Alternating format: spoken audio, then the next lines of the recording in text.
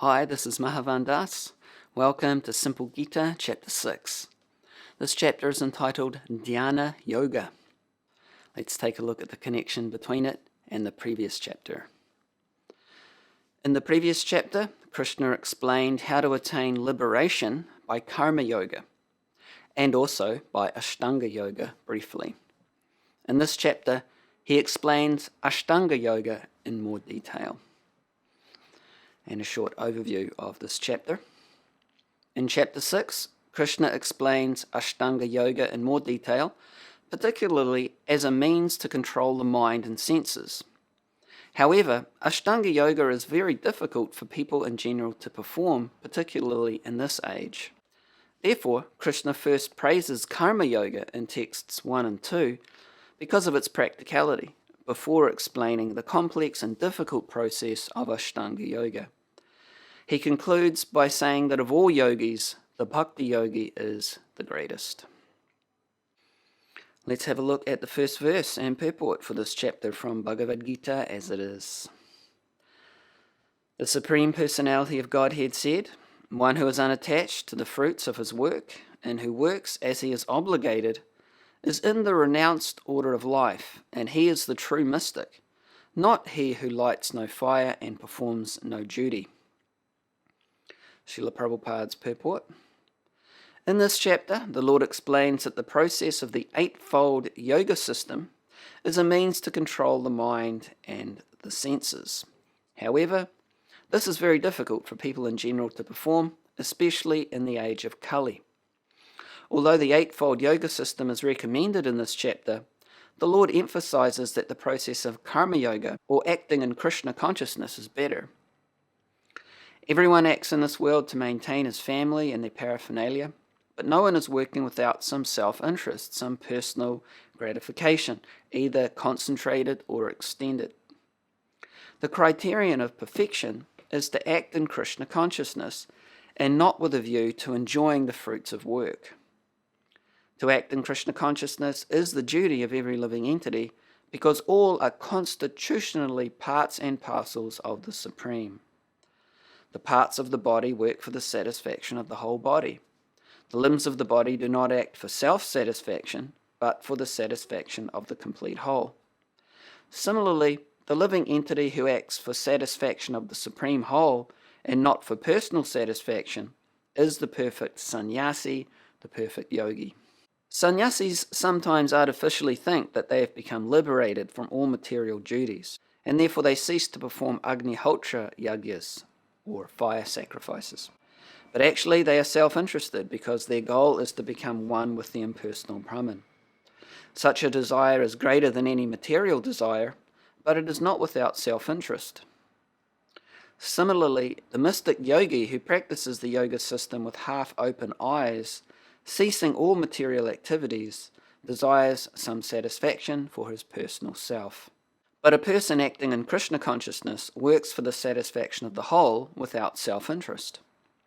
A Krishna-conscious person has no desire for self-satisfaction. His criterion of success is the satisfaction of Krishna, and thus he is the perfect sannyasi or perfect yogi. Lord Chaitanya, the highest perfectional symbol of renunciation, prays in this way.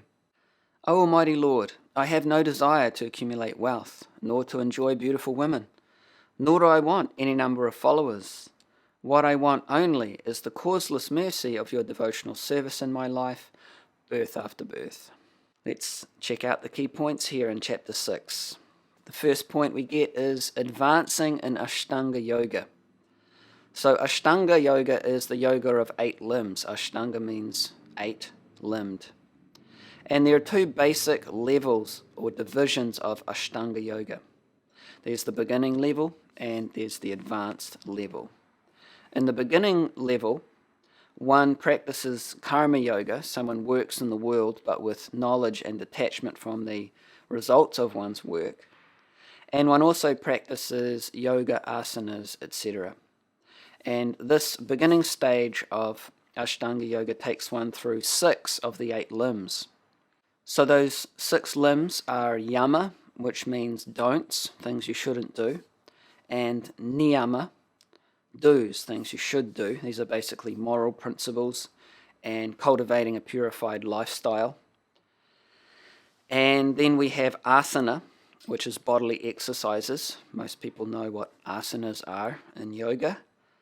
And the purpose of the asanas is to simply be able to sit comfortably in one place so that one can eventually perform meditation without any distraction from the physical body. The next limb is pranayama, which is breathing exercises. Some people also know about the breathing exercises in yoga to regulate the breath. And the purpose of these breathing exercises is to gain control of the mind. As we'll see in this chapter, the mind is the central point here. And then we have pratyahara, which means to withdraw the senses from the outside world or from the sense objects. And then the sixth limb is dhyana. And dhyana means to fix the mind on the form of the Supreme within the heart. So these first 6 limbs of the 8 limbs of Ashtanga Yoga constitute the beginning stage of the process. And when a practitioner is completely purified of material desire, he can give up this beginning stage, he can give up karma yoga, and he can then practice the advanced stage of the Ashtanga Yoga system with steady meditation on the Supreme. So that advanced stage begins at limb number 7, which is Dhyana. Dhyana means meditation. And then one, through constant meditation, attains the ability to practice the 8th and final limb of the system, Samadhi. And Samadhi means complete absorption in the Supreme. So that's the 8-limb system. Now, for this system to be successful, mind control and detachment from sense objects or from the world of enjoyment, the external world, is essential. And Krishna emphasizes that point next. He says that one must deliver himself with the help of his mind and not degrade himself. The mind is the friend of the conditioned soul and his enemy as well. So Srila Prabhupada explains here in his purport to this verse, the word Atma denotes body, mind, and soul, depending upon different circumstances. In the yoga system, the mind and the conditioned soul are especially important. Since the mind is the central point of yoga practice, Atma refers here to the mind. The purpose of the yoga system is to control the mind and to draw it away from attachment to sense objects. So this term sense objects refers to the objects that our senses perceive. It is stressed herein that the mind must be so trained that it can deliver the conditioned soul from the mire of nescience. In material existence, one is subjected to the influence of the mind and the senses. In fact, the pure soul is entangled in the material world because the mind is involved with the false ego, which desires to lord it over material nature. Therefore, the mind should be trained so that it will not be attracted by the glitter of material nature, and in this way the conditioned soul may be saved.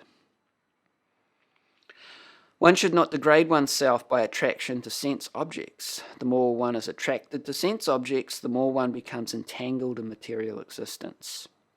The best way to disentangle oneself is to always engage the mind in Krishna consciousness. The word he is used for emphasizing this point, i.e. that one must do this. Krishna goes on to explain in the next text, again giving more emphasis to this point. For him who has conquered the mind is the best of friends. But for one who has failed to do so, his mind will remain the greatest enemy. So we hear in Srila Prabhupada's purport to this verse what it actually means to make the mind a friend. He says the purpose of practicing eightfold yoga is to control the mind in order to make it a friend in discharging the human mission.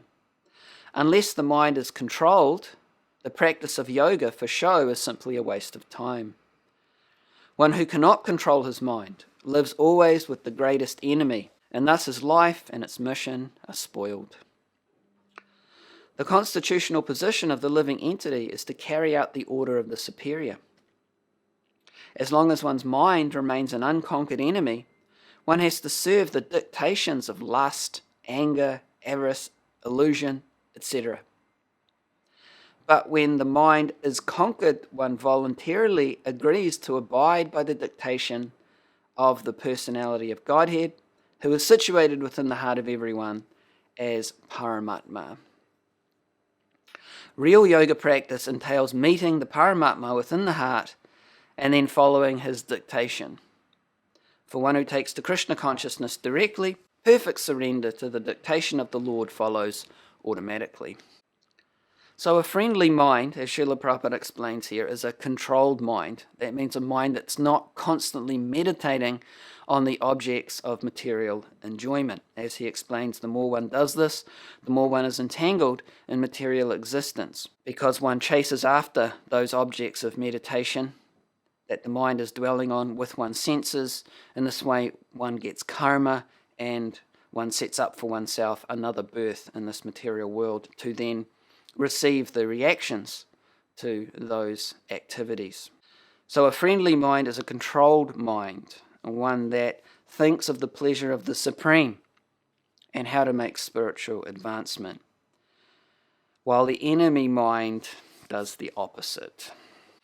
As we explained in the last class, all the yoga systems have this aim, to make the mind a friend in discharging the human mission. Next, we get the symptoms of one who has actually attained the advanced stage of astanga yoga. So they have made the mind the friend. Those symptoms are complete control of the mind, and that leads to tranquility, satisfaction, being equipoised amidst the dualities of this world, and being equal to all kinds of people. The next key point in this chapter is we get the stages of Ashtanga yoga practice. So what does the practice of Ashtanga yoga look like?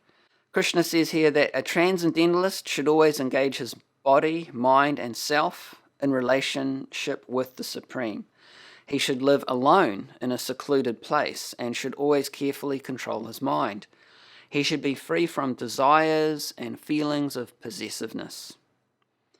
To practice yoga, one should go to a secluded place and should lay kusha grass on the ground and then cover it with a deerskin and a soft cloth.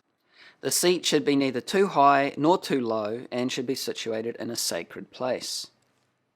The yogi should then sit on it very firmly and practice yoga to purify the heart by controlling the mind, senses and activities and fixing the mind on one point. One should hold one's body, neck and head erect in a straight line and stare steadily at the tip of the nose. Thus, with an unagitated, subdued mind, devoid of fear, completely free from sex life, one should meditate upon me within the heart and make me the ultimate goal of life. So Krishna, as the Paramatma, or the super soul in the heart, is the goal of this Ashtanga yoga system. And that's the real meaning of Dhyana. This chapter is called Dhyana Yoga, or the yoga of meditation. So the real meaning of Dhyana, or meditation, is to concentrate on this form of Krishna within the heart, who is known as Paramatma, or the Supreme Atma, the Supreme Soul. In this section, as part of the explanation of Ashtanga yoga practice, we also hear about regulation of bodily habits, such as diet, sleep, etc. This is recommended because if we don't regulate these ordinary functions of the body, then the body basically distracts us from our practice. So we eat too much, eat too little, sleep too much, sleep too little, and we just can't function properly as a practicing yogi. The body gets in the way of our practice. After this description, we hear again about the goal, which is called samadhi, as we mentioned, complete absorption in the Supreme. Krishna explains here, in the stage of perfection, called trance or samadhi, one's mind is completely restrained from material mental activities by the practice of yoga. This perfection is characterized by one's ability to see the self by the pure mind and to relish and rejoice in the self. So this is the self with a capital S, so the Supreme Self. In that joyous state, one is situated in boundless transcendental happiness, realized through transcendental senses. Established thus, one never departs from the truth, and upon gaining this, he thinks there is no greater gain. Being situated in such a position, one is never shaken, even in the midst of greatest difficulty. This indeed is actual freedom from all miseries arising from material contact. Sounds pretty good, huh? We then hear how to reach this stage. One must practice with determination and without deviation. We hear that because the mind is fickle and habituated to acting in enemy mode, constantly contemplating the objects of enjoyment in the material world, the yogi must practice bringing the mind back under his control when the yogi notices that the mind has become distracted. And by such constant practice, the goal of samadhi, constant meditation on the Supreme, is finally attained. Again, Krishna explains that stage. The yogi whose mind is fixed on me verily attains the highest perfection of transcendental happiness. He is beyond the mode of passion. He realizes his qualitative identity with the Supreme, and thus he is freed from all reactions to past deeds. Thus, the self-controlled yogi, constantly engaged in yoga practice, becomes free from all material contamination and achieves the highest stage of perfect happiness in transcendental loving service to the Lord. And we also get a description, again, as we did in the last chapter, of the vision of a perfected yogi, someone who's attained this stage of samadhi. Such a perfect yogi sees Krishna as the supersoul in the heart of every living being, and sees every living being situated in Krishna's energy. The next key point here is the necessity of controlling the mind. Again, this point comes up. It's such an essential point in the yoga system. And it comes up because Arjuna has a concern after hearing this whole complex system that Krishna has described, the Astanga yoga system.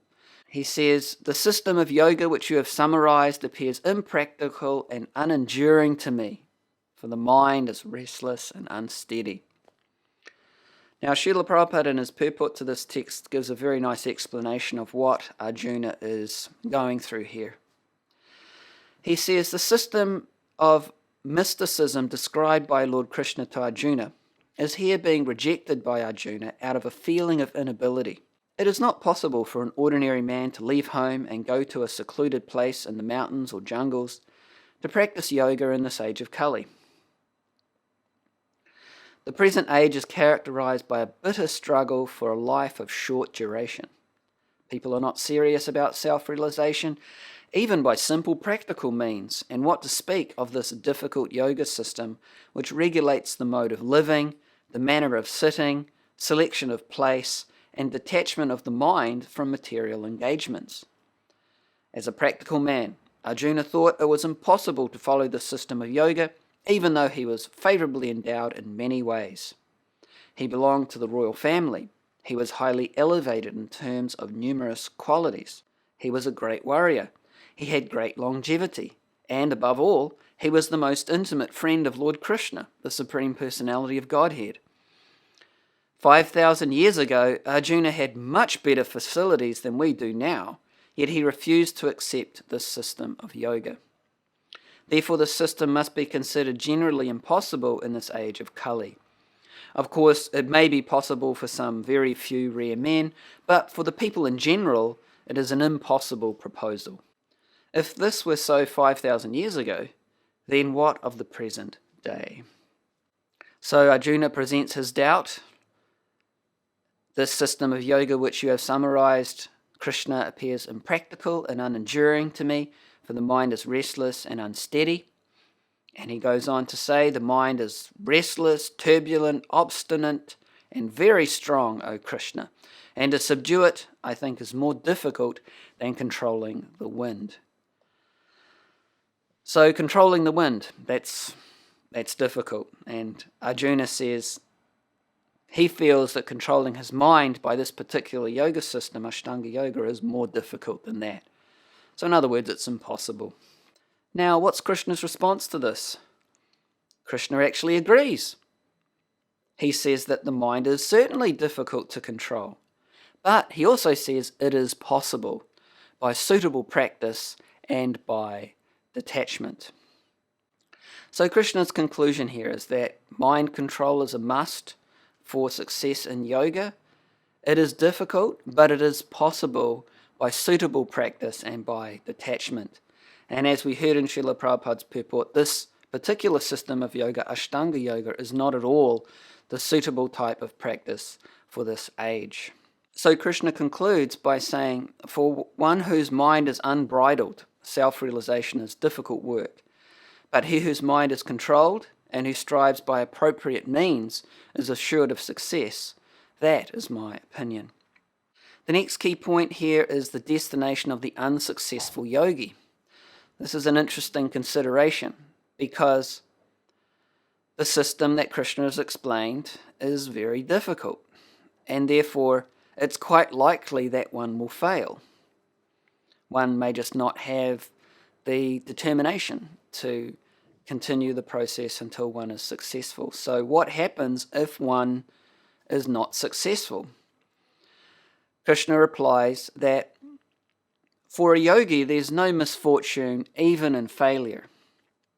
He explains the fate of such a fallen yogi is always positive, because whatever progress one has made on the path of yoga, as he explained in the second chapter of the Gita, it always stays with you. It's not like a material result or a material skill or acquisition which leaves you at the time of death, if not before. But any progress in yoga goes with you from life to life until you actually perfect your practice. So if the yogi is unsuccessful after a short term of practice, then at the time of death the yogi goes to higher realms in this material world and enjoys material life much better than here on the earth planet.